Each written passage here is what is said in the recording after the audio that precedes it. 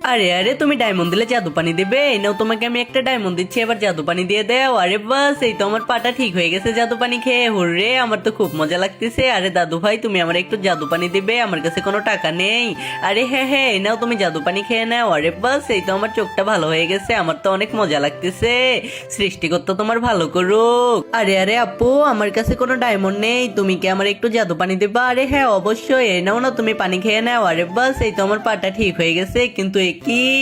হাহা, তুমি তো অনেক ভালো, কিউট একটা বাচ্চা।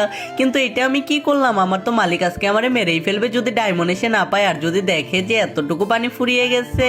আরে এই তো মালিক চলে এসেছে। আরে আমার ডায়মন্ড দে, ডায়মন্ড।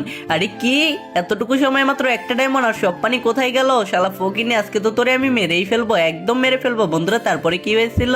বন্ধুরা, মায়ের জন্য তো সবাই ভিডিওতে লাইক করে, আজকে দেখবো বাবার জন্য কতজন ভিডিওতে লাইক করে। তুমি যদি তোমার বাবাকে ভালোবেসে থাকো তাহলে ভিডিওতে একটি লাইক করবা, চ্যানেলটা সাবস্ক্রাইব করবা, আর কমেন্টে আই লাভ ইউ বাবা লিখে যাবা।